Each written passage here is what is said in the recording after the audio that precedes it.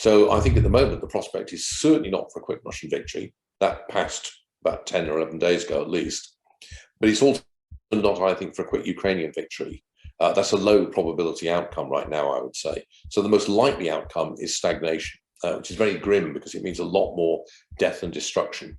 And I would add that the one unknown in this is whether or not the Russian army's morale collapses, because in warfare, armies can suffer a sudden catastrophic collapse of morale, and they just suddenly break and run.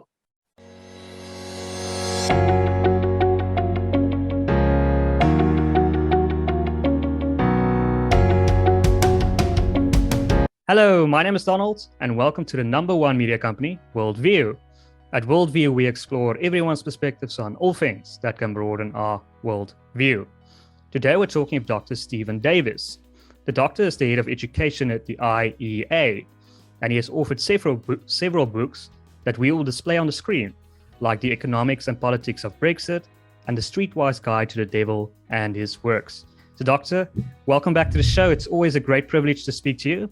First of all, I want to hear your opinion of the Ukraine war. So Putin justifies this war by saying one of the main reasons is because of NATO expansion into Eastern European countries. But some are saying that's just a smokescreen. He's a Hitler reimagined. He wants to recreate Imperial Russia. So which do you think it is, or isn't it neither of those two? Neither. Actually, or both, more precisely. In a way, he and the people around him in Russia were and are irritated at the least by NATO expansion into Eastern Europe and the prospect of Ukraine and also Georgia becoming a NATO member. And this is entirely predictable. Pretty much any Russian government that you think of, apart from one that was actually allied to the United States and the West, would be upset about that. In the same way that the United States would have a complete, massive hissy fit if suddenly, let's just say nuclear missiles were put in Cuba. When on earth did that happen? So yes, it is the case that the Russian state is agitated. On the other hand, that does not justify morally and legally, and I don't think it's the actual ultimate motive for the invasion. So you can say both that the policy of NATO expansion was going to wind up the Russians and irritate them, but also say that Putin has other goals and ambitions behind the invasion, and that the invasion is in any event morally and legally unjustifiable. It's an act of aggression, straightforwardly. What those other goals are, you could say it's about recreating Imperial Russia. It's also got wider geostrategic goals. It's basically about trying to split the West up and to essentially weaken the global position of the United States and to force other countries, particularly the US, but also the EU, to treat Russia as a freestanding great power and therefore move to a kind of at least a tripolar world, Russia, West, China, maybe even a multipolar world. So that's what the kind of broad geostrategic goal is. So I think that, yes, I would say that NATO's policy towards Ukraine and also the Caucasus in the last 15 years or so has been unbelievably incompetent and misguided, because it's been driven primarily by wishful thinking. Because in 2007, Putin made it pretty clear that he would not be at all happy and would not accept Ukraine becoming a member of NATO. Then in 2008 at the Bucharest summit, the United States, George W. Bush, wanted Ukraine to be made a NATO member, along with Georgia. And this was vetoed by the French and the Germans. And they made it very clear there was absolutely no prospect of Ukraine joining NATO in the future, the foreseeable. Now, at that point, there were two different kinds of policies the West could have followed, either of which would have made sense. One of them would be to say, yeah, Ukraine is going to become a member. We know this will upset the Russians, so we will take the military steps that are needed to face down a Russian response, like putting Ukraine under a nuclear umbrella, for example, and saying any troops coming into Ukraine, we push the big red button, or something of that sort to make the cost to Russia very, very high. That would have been a coherent policy. It would also have been a coherent policy to say, look, there's disagreement in the alliance. We're not going to let NATO in, Ukraine in. It's not going to be a NATO member. We can guarantee that. That would also have been a defensible policy, because it would have been coherent. Instead, what the West did was to say, oh, well, Ukraine has a right to become a member of NATO, and it's going to become a member of NATO at some point, but we don't know quite when. But then also did absolutely nothing to back that up with military force. So you get the worst of both worlds. You both annoy the Russians, and you don't give the Ukrainians at the time the backing they needed to deter a Russian invasion. So you end up with the worst possible outcome, which of course is a lot of dead people. So it's an unbelievably incompetent policy, basically. They should have made a clear decision, but instead of making a clear decision, they went and fudged it. And we've ended up with the disaster that we now have. But don't you think that if the goal was to divide the West, that has backfired? Because it seems Europe and the United States seems as united as it has ever been. Yeah, absolutely. There are still divisions there. So Zelensky, the Ukrainian president, had a very frank interview with The Economist where he divided up the Western countries into, I think it was 4 categories, depending on what they wanted to see come out of the war. And it was a remarkably frank and I think very accurate kind of description. But at the moment, those divisions are, as you correctly say, very much not on public view, and everyone is very much singing from the same hymn sheet, rowing in the same direction. And so, yes, it's backfired massively. If his goal was to actually weaken the connection between the United States and Western Europe, which seems to be advancing pretty rapidly under Donald Trump, then he's made a major error of judgment. He's had precisely the opposite effect.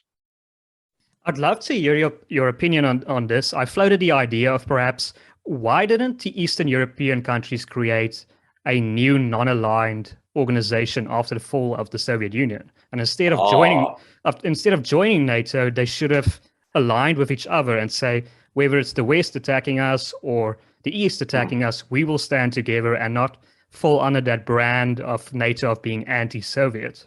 Yeah, that would have been a very good solution. The problem was that, well, first of all, they wanted to become part of what you might call the Western community of nations. And they saw NATO and EU membership as being the kind of way to do that. But also more practically, the problem with that policy, which I think in many ways made a lot of sense, a kind of pact of Poland, Ukraine, Belarus, all the former Soviet bloc countries, apart from East Germany, of course. The problem with it was they didn't have their own domestic arms industry.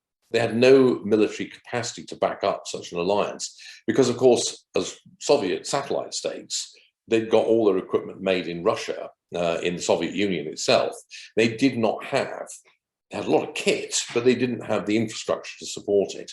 And so it was they were all very worried about Russian revanchism.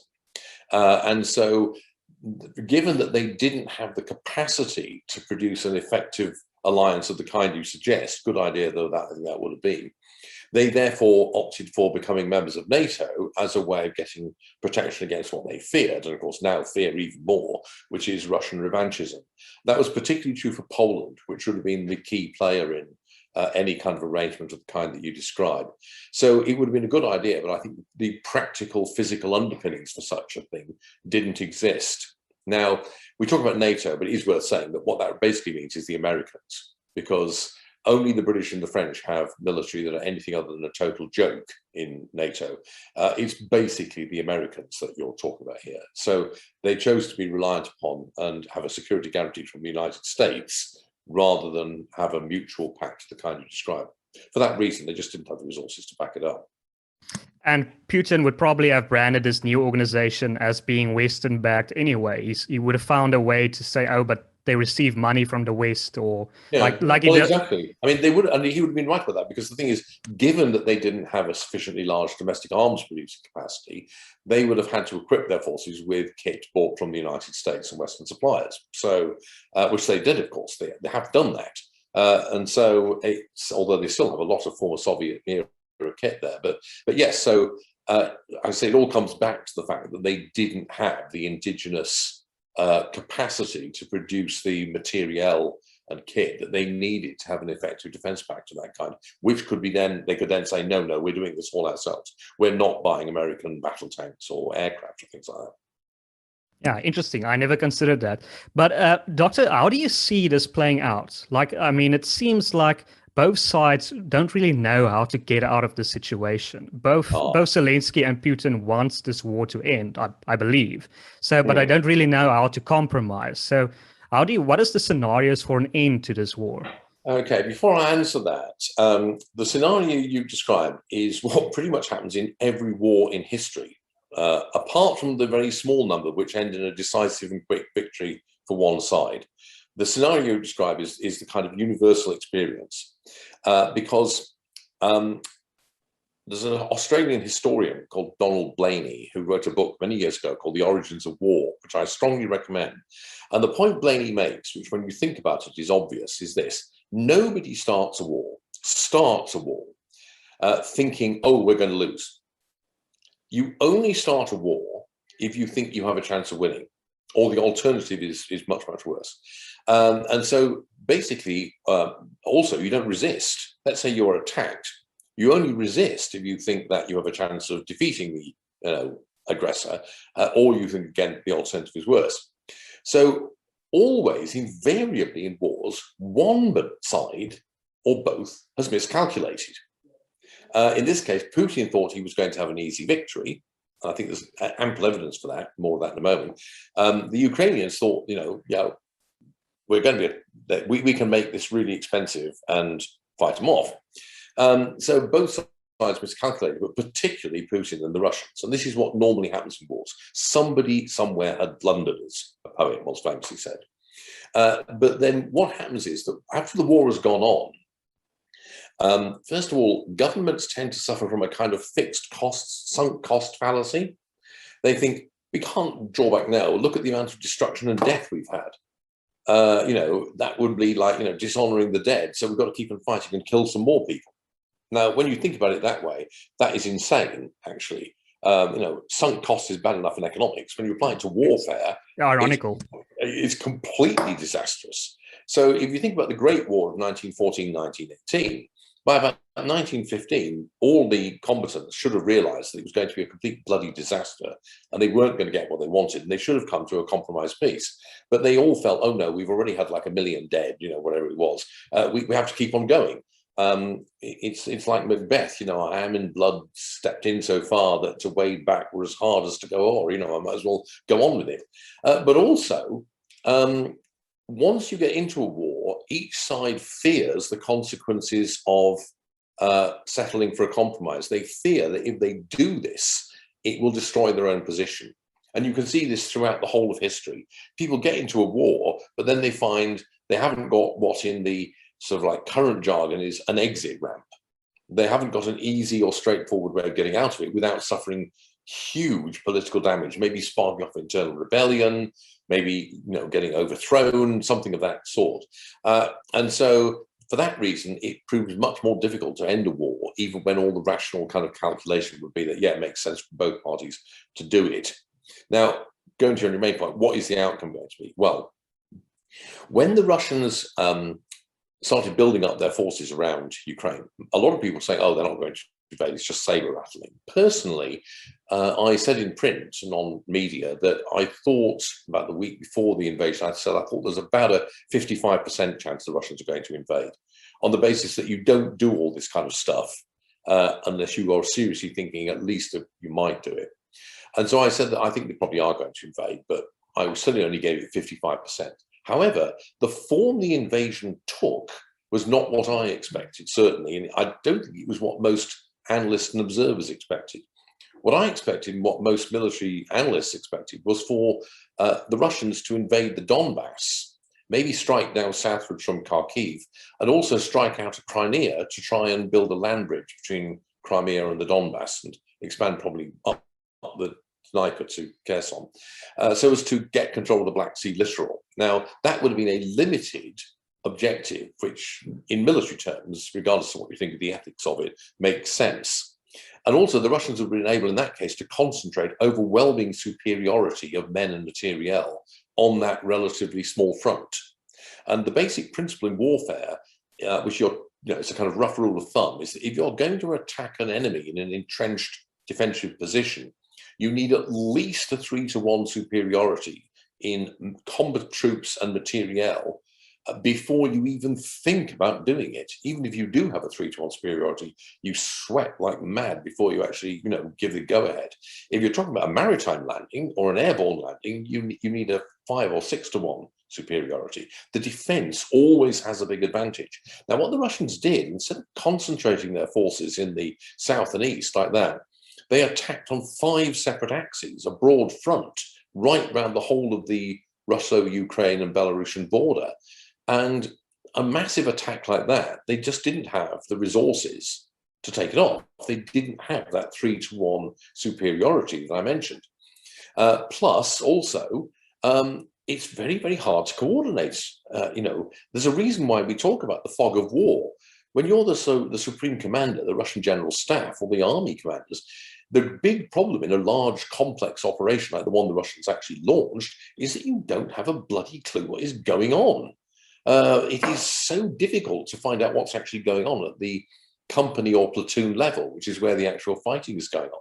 And so you get it's extremely difficult. It's very, very challenging to coordinate an operation of that size. And of course, it turns out there were lots of screw-ups. It wasn't well coordinated. Then in addition to that, the Russians, and this really baffled everybody in the first few days, they did not use their advantage in aircraft to attack Ukraine's missile defense and air bases and gain air superiority. They allowed the Ukrainians to continue to shoot down Russian aircraft and fly planes of their own.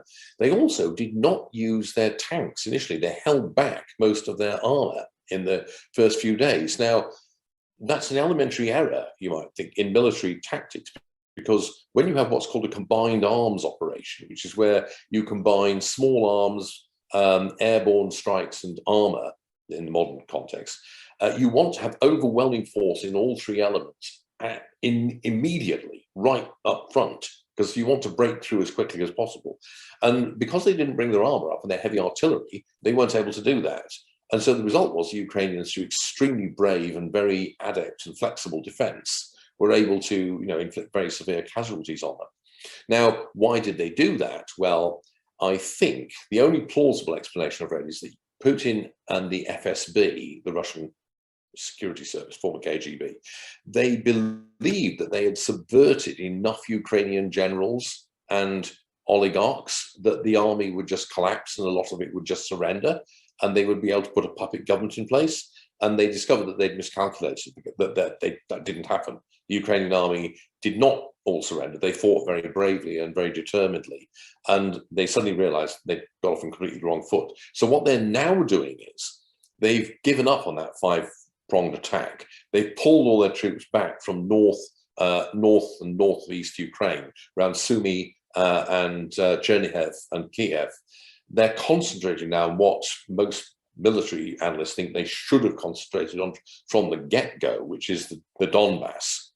And the question is, how is that going to work out? Now, a lot of the troops they're relocating there are, in the jargon of the military analysts, degraded, which is a nice euphemism for saying half of them have been killed or injured so badly that they're no longer fit to fight, or they're completely, their morale is shot to hell because they've gone through terrible experience.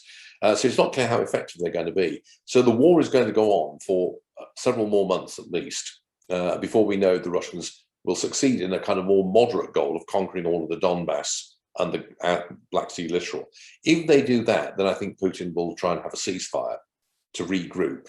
The Ukrainians, by that point, may well also feel that they have to agree to a ceasefire, because they don't have the equipment that they need to really push the Russians back, as long as the Russian morale holds up. That's a big if in this context, because they don't have tanks or enough tanks. They don't have enough ground attack aircraft or helicopters to mount a really effective combined arms attack towards Donetsk and Luhansk and regain the littoral around Mariupol.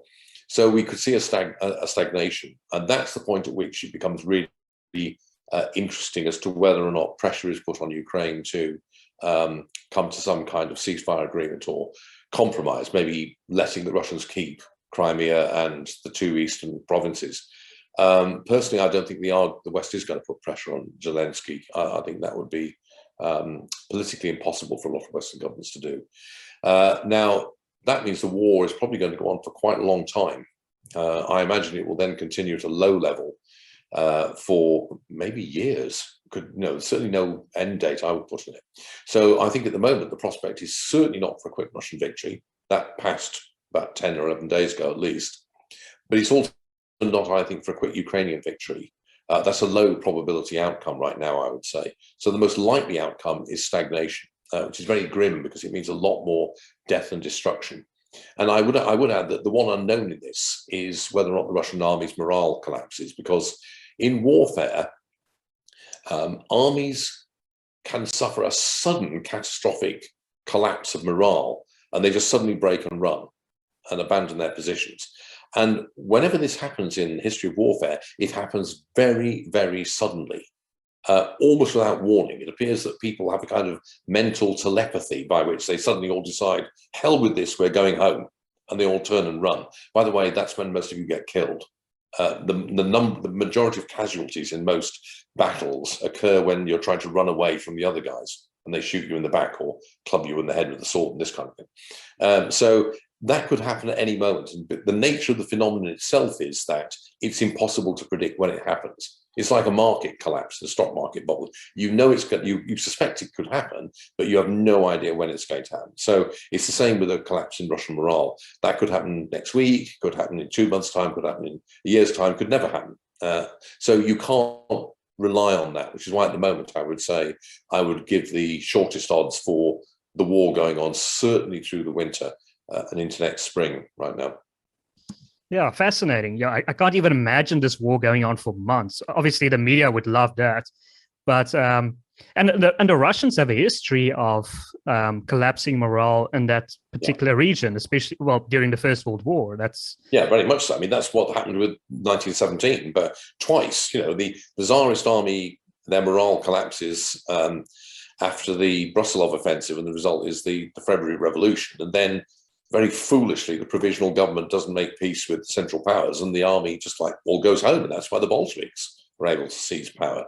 So the Russians have had a history, and also in the early stages of Operation Barbarossa, where obviously they had an incredibly stupid policy. The Germans were able to, outflank them and envelop huge numbers of troops, but also in the First Battle of Kiev, for example, the large numbers of Russian units just disintegrated. So there is a history of this, but it's not just them. I mean, pretty much every army has a history of this kind of thing. Even the Americans at the Battle of the Yalu in 1951, the US Army up there on the border of North Korea and China, they just disintegrated when the Chinese volunteers, quote, volunteers, unquote, came across the border. You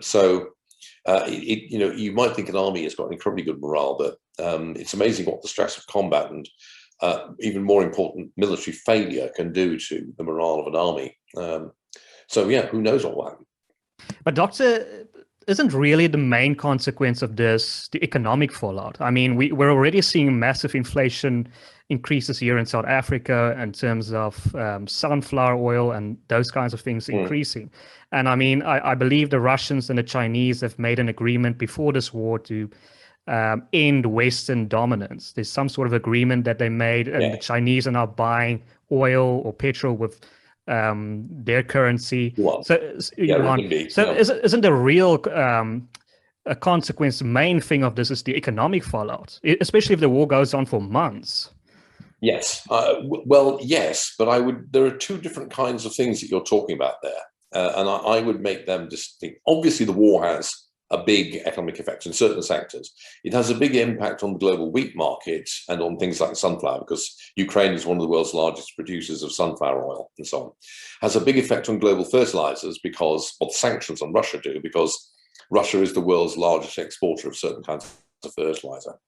However, the war is not the main cause of the inflation that we're seeing. Because that, and we know that for a fact, because the inflation was seriously advanced before the war started. So if you look at sunflower oil, for example, you'll see there's a big price spike. The graph is going along, and then suddenly there's like a shoot up like that, like a rocket, a big spike. But if you look at the date of the Russian invasion of Ukraine, it's halfway up that spike. The spike had already begun before the invasion happened. And it wasn't driven primarily by the fear of an invasion, because markets were tending to discount that. So there are other factors that are driving things like the rise in fertilizer prices, the rise in food prices generally, the rise in grain price, sunflower price and oil, cooking oil, all that kind of thing. Two things I think are ultimately driving it, and the war in Ukraine is just like an exacerbatory factor rather than the main cause. One is the enormous expansion in the money supply in certain parts of the world during the COVID pandemic, particularly the United States, but also the Eurozone, and to a lesser extent Japan, but mainly the Eurozone and the US, and other countries like the UK. The money supply expanded dramatically, and most of that expansion was in broad money, M4 as it's called, because the money that was created through things like furlough schemes went into the pockets of ordinary households, and therefore you got an enormous monetary overhang because they had all this money coming in, but because of lockdowns they couldn't spend it because there was nothing to do, everything was locked down, So basically the velocity at which money was circulating collapsed, but now the velocity of money has gone back to normal pretty much. And so all that monetary overhang is there, and the money is now circulating around the economy. And the result is, the value at which, the rate at which money exchanges for goods has gone down. So we get rising prices. The other thing, though, is global supply side tightening. So in a whole number of areas, like food, like gas, natural gas, like petrol, oil products, we've got very, very sticky supply side. Even when the demand for things like natural gas goes up, which it has done strongly this year, the supply side is sufficiently inelastic that you don't get the additional supply that would normally follow.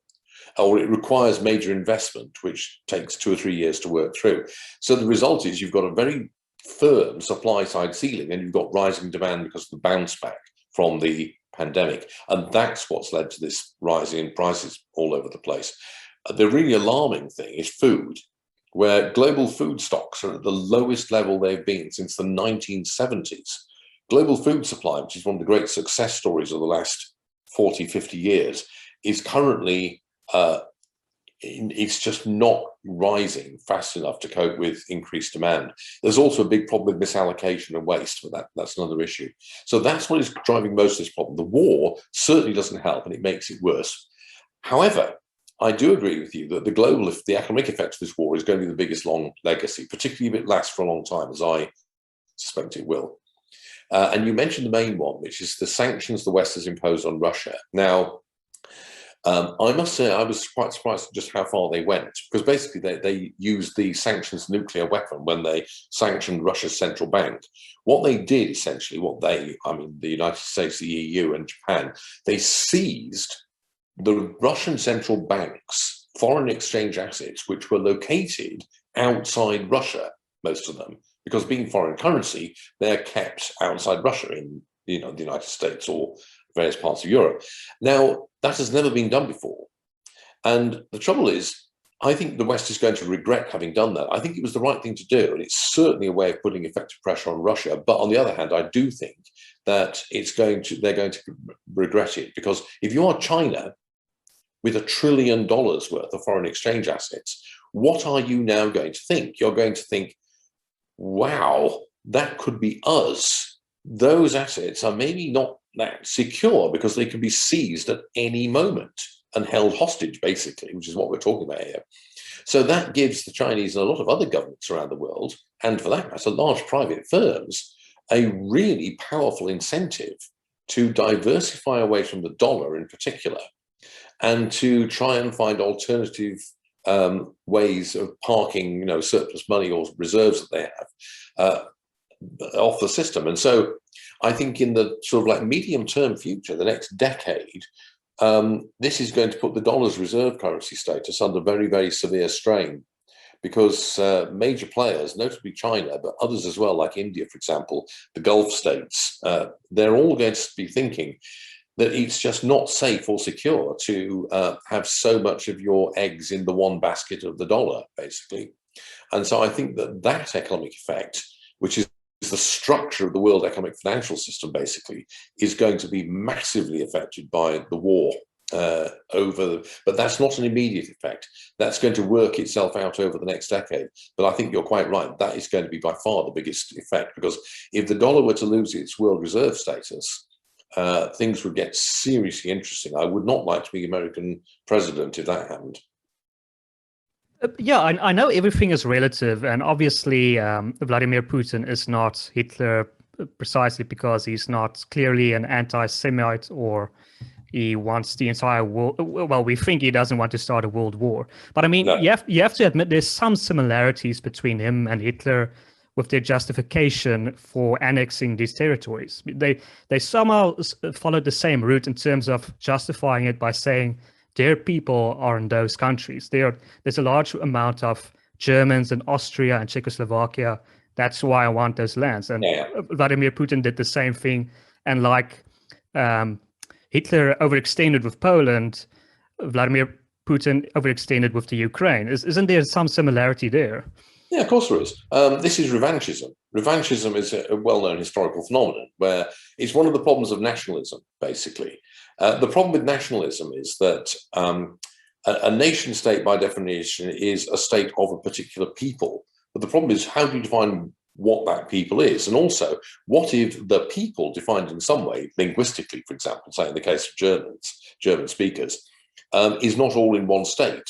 There are members of that nation who are subjects of other states.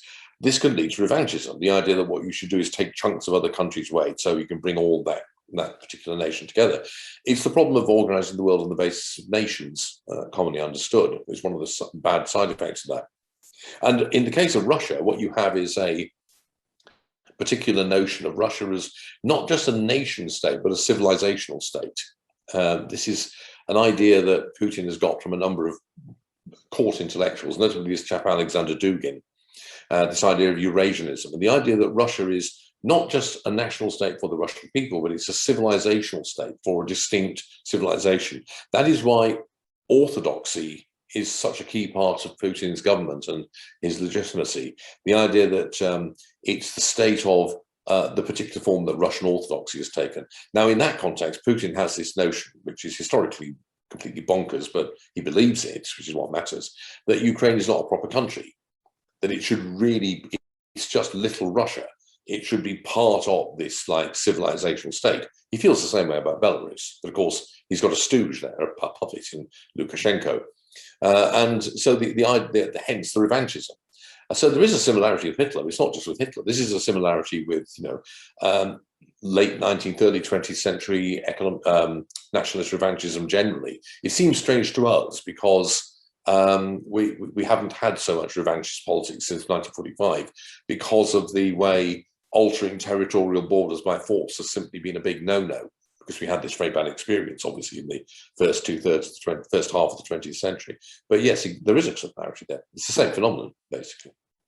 Doctor, I want to move the discussion to a topic that we covered last time you were in WorldView, and that's political realignments. Now, we know with your research and the research of others, what is a political realignment, but what is not so well known is why do they happen? Why does a political realignment happen? And why is it almost cyclical that it happens every 30 to 50 years? Yeah. Well, I have a particular answer to that. Not everyone who thinks there are realignments going on shares this thesis I'm about to put to you. A lot of people think it has more to do with ideas, basically, but I think that's wrong. I think ideas are a secondary phenomenon rather than the primary driving force here. I have a materialist explanation for this, and it goes back to the question of what is politics about? Now, in any given society, there are going to be conflicts of interest in that society. Different groups of people will want or demand different things from the collective decision-making process. And the purpose of politics is to reconcile those competing demands in a way that is peaceful. Politics is the alternative to war, essentially. Now, what happens is that those competing demands are shaped and determined ultimately by, sorry, excuse me, cop that, but what in Marxist terms is called the material productive forces, if you will. The way in which the economic and social life of society, the productive life of society, is conducted and carried on. Now, what happens is that changes, and it changes in response to, I think, the long-run technological innovation and investment cycle. So you can see the world of the last 250 years as consisting of a succession of roughly 60 to 70 year long cycles, each of which is driven by a novel suite of technologies. And the suite of technologies is invented in the last phase of the previous cycle. And then in the first 30 years of the new cycle, it's rolled out. And then in the last 30 years of the cycle, that technology matures, you go from having record profits to increasingly marginal profits. Now, what happens as the new technology becomes rolled out and you get economic and social transformation is that the conflicts in society change. So when the major technologies were things like oil, the internal combustion engine, electricity, manufacturing industry, large-scale mass production of the kind Henry Ford pioneered, the big conflict in society was broadly between the owners of capital and the working class. And so you got a politics reflecting that. Now, since roughly the 1960s, the big dominant technologies that are driving this current cycle, which is coming to an end, are computing, IT and communications technologies, the media. And what we've seen is a division of a different kind, which you could say really is the division between the globally connected, the people who live and work in globally connected industries, in globally connected metropolitan areas, like Gauteng in South Africa, or Cape Town, or New York, or Paris, or London, or Sydney, and the people who live in small towns and rural areas who are not globally connected in that way. And that conflict is what is now being reflected in the new political alignment that I see coming about. So that's why it has this kind of cyclical quality. You tend to get a really big realignment every 70 years or so. And the last big one really was almost 100 years ago in the 1920s. And you then get slightly smaller realignments at 40-year intervals, but it's driven by, I think, the physical change in the way people live and the way economic life works. So I have a kind of materialist account of this, which sounds rather Marxist, but it's not a Marxist one because I don't share Marx's normative take on this. And I also don't share his vision that this is all heading towards a particular end state or destination, which he thought was, socialism and communism. I don't think there is a particular end state. It's just a succession of changes, one after the other, one damned thing after another, as somebody once said. That's fascinating. Do you think it's tied in with age as well? Because it's usually the younger people that embrace the new technology as it rolls out, and the older generation holds out. And because the younger... Yeah, absolutely. Yeah, there's clearly a generation effect because, as you say, the older generation, their views and their opinions formed in a time when the old technological suite and the social divisions it gave rise to were dominant, and that shapes their mindset, their way they think about the world. Whereas the younger generation, they're forming their vision of the world and their opinions in the light of the new technologies that are now transforming the economy in a different way. And so they tend to think about it in a different way. And as a result, that's one of the reasons why you have roughly this kind of 30-year span. It's a reflection partly of the experience of the older generation versus the younger generation. So yeah, undoubtedly there is. Doctor, I don't know if you've read The Psychology of Mass Movements by Eric Hoffer. Yes. In the book, he makes a very powerful argument as to it's essentially intellectuals that create a mass movement. They lay the groundwork, and it's not, for example, Hitler that created an anti-Semitic movement. It's the doctors and the professors and the generals before him that laid that groundwork. He merely harnessed it. Do you agree with that sort of premise? With a big caveat, I'm a big fan of Hoffer. I think he's one of the little-known geniuses of the 20th century. My favourite book, by the way, is you're quoting The True Believer there. My favourite one is the Ordeal of Change, which I think is a brilliant little book. But anyway, yes, I agree with Hoffer that intellectuals are key figures. Intellectuals, prophets, as he calls them as well. Intellectuals who mobilise mass movements. But the question is, why do they get a reception? And I think Hoffer's own argument gives you the answer. So what the intellectuals do is to create ideas that enable people to make sense of what they're experiencing. So people are experiencing things that agitate them. And above all, they're experiencing change very often, which most human beings found disconcerting and discombobulating. Most people do not like change. There's a minority who welcome and like it. Most people are at least made anxious by big changes going on around them. And the trouble is, you have all kinds of problems maybe in your personal life, which, although you may not realize it, this is the sociological imagination point, they're created by these larger structural changes. So therefore you may be pissed off about a whole lot of things, you may be agitated about a whole lot of things, but how do you make sense of it? Now, what the intellectuals do, the prophets do, is to give you a way of understanding what's going on.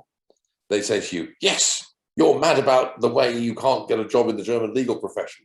And to tell you why, it's because of all these Jews who are monopolizing all the jobs and controlling the German economy. And you think, yes, that makes sense, and you suddenly become an anti-Semite.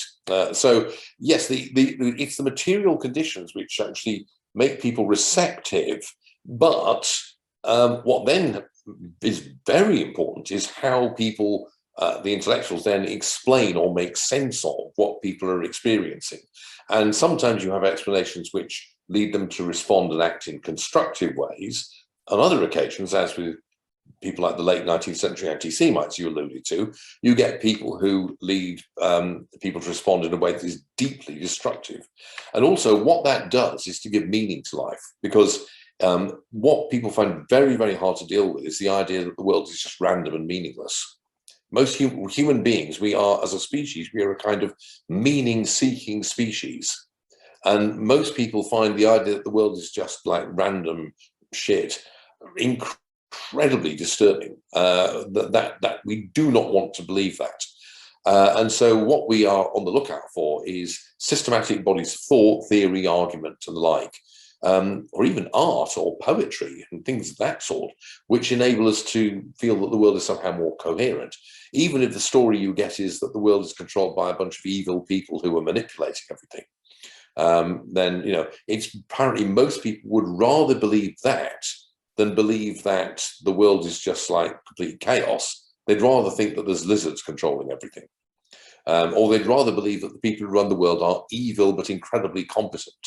That's much less scary than thinking that the world is run by people who don't know what they're doing, which is actually much more like the truth. So that's what the intellectuals do, yes, and they are very, very important. And so it is important to produce understandings, if you like, of what is going on and explain to people what is going on, why it's happening, why they're having the experiences and psychological, experiences that they are, in a way that does not then lead to destructive or self-destructive responses to that. Yeah, definitely. I think the fear of everything happening randomly is that then you have to take personal responsibility. That's what happens, and most people don't want to do that. That's frightening to most people.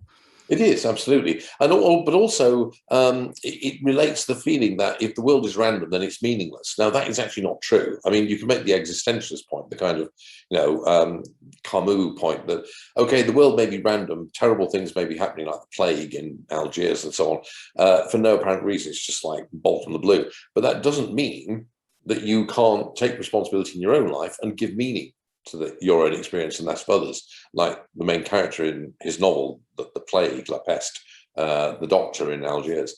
So it's there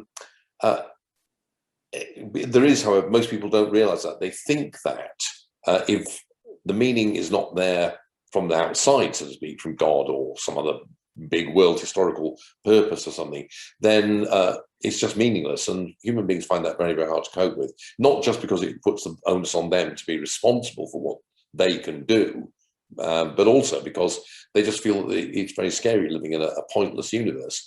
But what they don't realize is you can give it a point.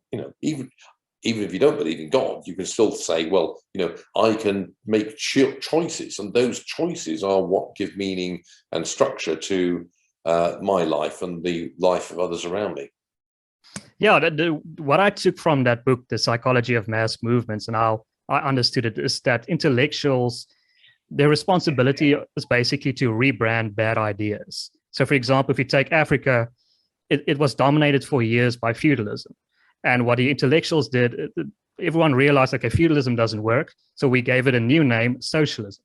Because essentially, what is the difference between a minister of sport or a minister of communication and the Duke of York? It's both titles of nobility. Yeah, this is absolutely true. The point is, there's a distinction between what you might call critical intellectuals and court intellectuals. And it's a hard distinction to make because a lot of people who are actually court intellectuals think they're critical intellectuals. So the court intellectual's job is to justify power, basically, and to explain why there should be power and why the people who have the power are the people you should bow and scrape to, basically. Sometimes you have what appear to be critical intellectuals who say, well, okay, the people who've got the power are the wrong people, so you should have these people in power. But they still accept the principle that there should be power. Okay, so that's what I think Hoffer is meaning by that. It's that you have a justification of a system where most people are not in charge of their life to any degree. But some people have the power and the ability to tell other people what to do, ultimately. And what they do is they find ways of justifying this. And as you say, they move from one way of justifying it to another way of justifying it to another way. Critical intellectuals are ones who see their role as being to make people understand better what the reality of the world is, and then leave it up to you to decide what to do with it, give you the tools, if you will, to actually decode the kind of messages that the powers that be are constantly trying to pump over at us, and also decide independently what it is we want to do and to achieve in our life. But there are very, very few people like that, actually. The temptations to become a court intellectual are very, very strong because that's where the rewards are. Do you think there are some organizations that know this? That I know, and I agree with you that most people in power don't really know what they're doing or are incompetent. But do you think there's some organizations that know the theories behind political realignment? And if you, for example, want to create a communist utopia, you can invest in intellectuals that try to sell that. So are there some organizations that really try to shape a political realignment? Oh, yeah, absolutely. I mean, this is not new. Astute rulers and politicians have been trying to do this for a very long time. Bismarck, for example, had this whole big row with the German Catholic Church, the Kulturkampf, back in the 1870s, and that was all about trying to control the culture and the mindset of the German public. He didn't like the fact that there were all these Jesuit schools that were having a big influence on people in South Germany in particular. So this is not new. And yeah, there are people like this, ideological entrepreneurs, you might say, who are trying to build mass movements or or take advantage of these shifts in opinion that manifest as political realignments to promote their own agenda. The obvious example is Putin. Because Putin has been supporting national collectivists, so-called right-wing populists all across Europe and indeed in North America. That there's been directly or indirectly money given to them, like all sorts of cyber stuff done to support them, Twitter accounts and Twitter bots busily promoting certain kind of positions, and that's precisely for his own reasons. Very much his own personal selfish reasons and reasons the interests of the Russian elite, of which he's the head. He's been trying to mold and shape a particular kind of political current. By the way, it's another of his miscalculations. I think he's definitely damaged it by his invasion, but also he's led, as we can see in France, for example, for a large part of that movement to distance themselves from him. So it's not had the result he wanted. But he's a classic example of exactly what you described. So I want to move on to a topic I'd love to hear your opinion on. I've watched a lot of interviews of Peter Hitchens, and I know you probably know who he is. And he's very critical of the position of many governments to legalize marijuana, especially in the UK. And his argument in one of the interviews was that it leads to violence, that those who smoke pots, he cited an example of a student or a child that killed his parents in the UK. And this child said it was because of marijuana. So what would your opinion of his stance be? And what would be the libertarian response be to his argument?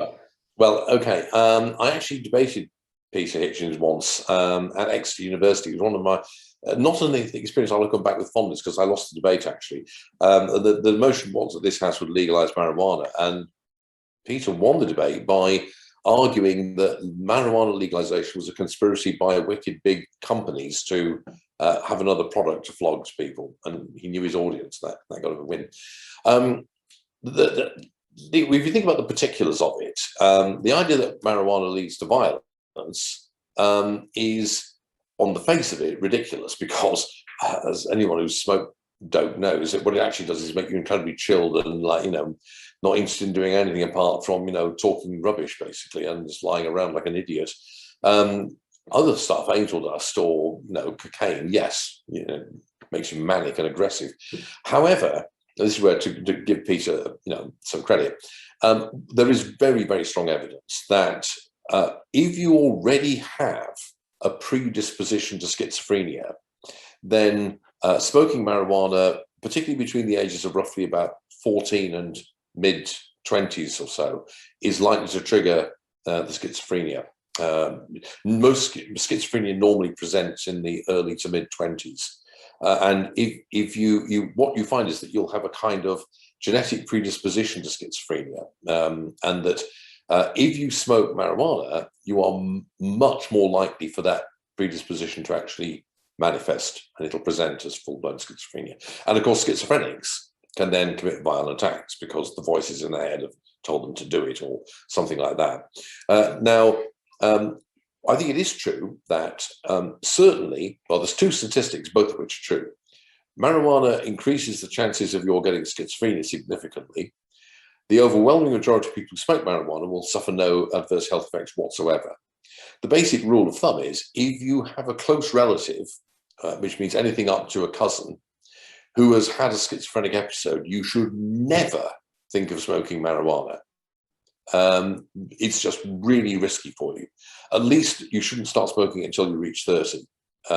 It seems with that illness, if it doesn't manifest by that age, then it's quite unlikely to manifest. So basically, there is a high health risk, but it's very, very clearly identifiable. Now, the conclusion he draws is that therefore you should ban it, and you should send people who smoke marijuana to prison. And I think this is a ludicrous answer. And never mind about a libertarian position, it's a ludicrous answer on straightforward utilitarian rational policy grounds. Because what it does is, it means that you're going to enrich a whole lot of people, criminals. You are going to mean that because of the incentives those criminals face, they are going to constantly look to ramp up the strength of their product.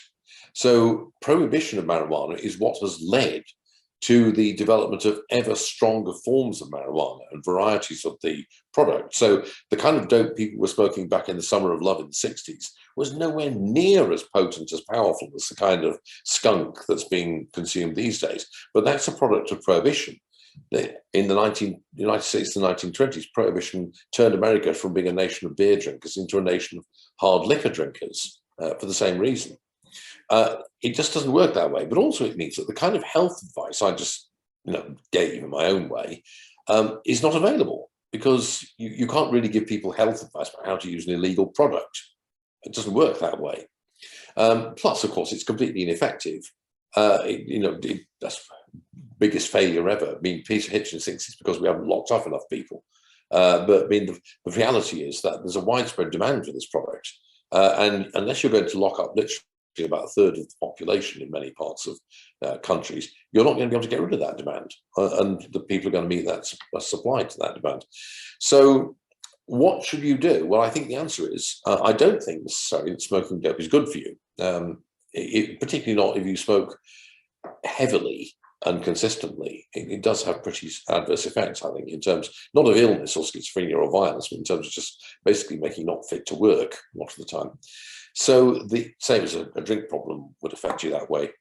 So what I think you need to think of is, what is the best way of reducing, if you're a libertarian, something that you think as a libertarian people should have the right to do? Because the libertarian position is that this is a matter of personal autonomy. It's the John Stuart Mill view. If you want to do something, even if it's bad for you, other people have no right to stop you. So if you would take that libertarian point, how do you deal with a product which is, still maybe not something you want to see widely used? Well, I think the answer is to look at the way temperance worked in the 19th century. You have a kind of voluntary social movement to try and discourage people from doing it. And we can see how this has worked with all kinds of things. There's people have changed their dietary choices massively in the last 30 or 40 years, not because the government has done anything, but because there are tons of people going to diet clubs and so on.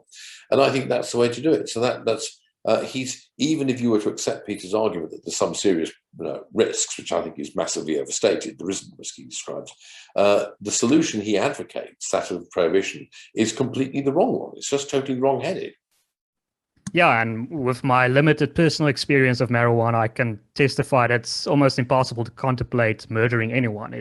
You're totally spaced out. I mean, having observed what it's like, not done it myself, I can say that cocaine users, on the other hand, I would not be surprised if they're more likely to assault somebody, because that makes you into a total, self-obsessed manic idiot, basically.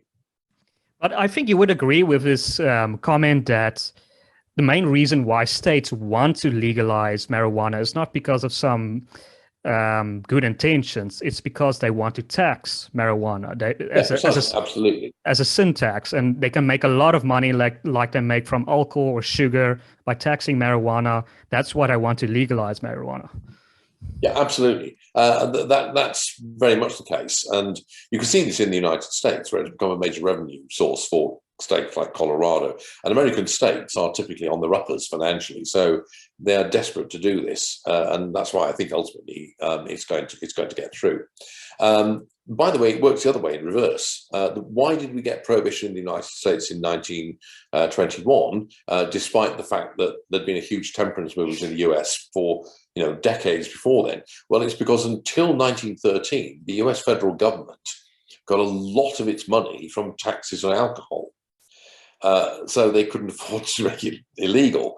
Then in 1913, they passed the amendment to the Constitution that allowed an income tax. And as a result, they suddenly had oodles of money, and they didn't need the alcohol tax so much. And that was enough to tick a critical number of people in Congress from one side to the other to pass the constitutional amendment that outlawed alcohol. So it works in both directions. In that case, it was the lack of need for the tax on the product, alcohol in that case, that led to its prohibition. So it's working the other way around now with marijuana. Yeah, Doctor, I see we're running out of time. I didn't get to all the topics that I want to cover. And yeah, this is such a fascinating conversation. I hope we can somewhere in the future cover the topics that we didn't get to. Surely. But I want to give you one last opportunity to add, plug, or say anything that you want to, or answer a question that you hoped I would ask you. Well, I understood that you were going to ask me about the prospects for secession within South Africa or from South Africa, say the Western Cape breaking away. My basic principle here is very straightforward. I'm always in favour of breaking up large countries into smaller countries, and smaller countries into even smaller countries. So my default position is always to favour secessionists. There is actually an empirical reason for this, which is that there is very strong evidence that small countries, defined as countries with a population between 1 million and about 5 to 7 million, are much better governed and have much better politics than large countries.